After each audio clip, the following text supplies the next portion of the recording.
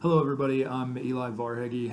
I am an MQ-9 pilot stationed at Cannon Air Force Base, and my assigned topic for the challenges of leadership video was to talk about when I experienced a conflict of loyalties and how I resolved that conflict.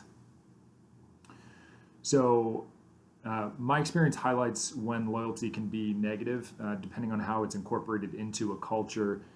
The stories of my first operational unit, which I reported to in the spring of 2015. This was an MQ-9 unit at Cannon.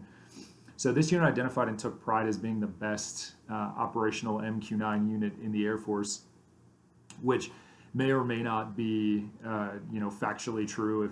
It's hard to compare different flying units to each other, but it was certainly how they saw themselves and how they identified their culture. So the result of that was that new people in the squadron had to prove themselves kind of worthy of being accepted by the old guard before they were really welcomed into the squadron. So on the one hand, I was positive because you had to prove that you were a competent flyer, but first and foremost, you had to prove that you were loyal to the squadron above all else. So any flying mistakes that negatively highlighted the squadron were punished, and they resulted in the removal from the squadron, usually like within a matter of weeks, via transfer to the launch and recovery element squadron or the FTU locally, because they would transfer people at any point in their career. So even if you were already an instructor or about to be an instructor, if you did something that negatively highlighted the squadron, they would boot you very quickly. So that was just how leadership addressed or I guess tried to inspire people to be better flyers. So the other issue, in addition to having to prove consistently that you were a competent flyer, was as part of the initial feedback with your flight commander when you first showed up. You were asked to go over your plans of the future and what you wanted to do with your career, where you wanted to go, stuff like that, which seems normal and just like part of an initial feedback session, especially if you're new to a squadron. But really, it was a trap. And if you said you wanted to do anything other than stay in the squadron and progress, and you really wanted to become an instructor and then an evaluator, then that was reported up to the commander, and he would keep a running list of people that he wanted to move out of the squadron as quickly as possible.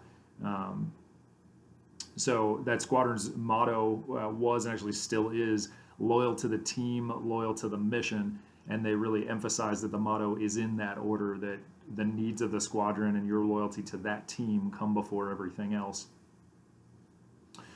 So I want to be careful because I don't think that there's anything inherently wrong with encouraging loyalty to a unit, but that loyalty can't be demanded to supersede everything else in people's lives. If you overemphasize loyalty to the unit, it can cause three big problems that I see. So most critically, if unit loyalty is demanded above all else, then any disagreement with the status quo can be seen as a lack of loyalty, and any attempt to identify problems then within the unit will be judged, labeled as disloyalty, and then they'll be punished. With that set up, a unit can improve, because if no one's allowed to even voice problems or identify them, then you certainly can't get after trying to solve those problems. So that's the first problem. The second problem is that flying squadrons ultimately exist to serve other entities. I mean, we are fundamentally in the customer service business. No squadron that I know of flies solely for the sake of the squadron.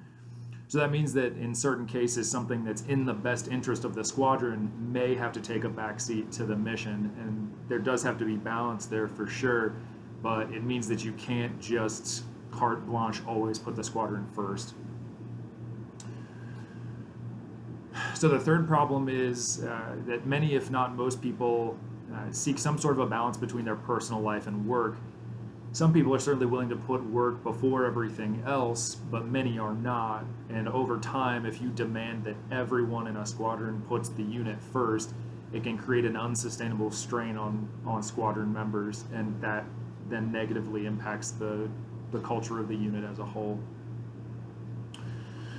So, as far as what I tried to do to solve the problems within that op squadron, there ended up being an internal civil war that was split pretty evenly into two camps between people who loved the culture, didn't want anything to change, and thought that nothing really needed to change.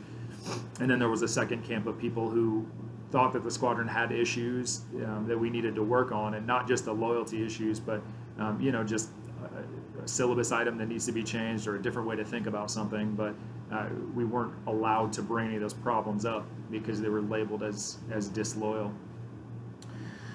So squadron leadership in that squadron was not willing or they weren't able to stop viewing everything as a loyalty test. And most of the people who wanted change eventually felt like our only option really was to take PCSs or PCAs, and myself included. So I ended up taking a PCA to a different MQ9 unit on the base. But as a result of that, I carried into my new unit, and I'll carry forward into all my other units, kind of 3 lessons to try and avoid recreating the same flawed culture. So the first one is to assess ideas for change based on merit, regardless of where they come from.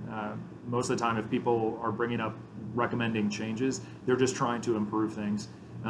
They're rarely being purposely disloyal to their own squadrons, from what I've seen. The second is to never lose sight of the squadron's mission. So the mission can't consistently be accomplished at the detriment of squadron health. Like I said, there has to be a balance there, but the squadron ultimately exists to get the mission done, not for its own sake. And then the third lesson is that not everyone wants to follow the golden path and pursue rank, or even pursue being an instructor and an evaluator and going to try to be important in the squadron. People have different life goals, but just because someone isn't, gunning to try to get to the top, they often still bring immense value to the squadron, even if it's not their top life priority. Thanks.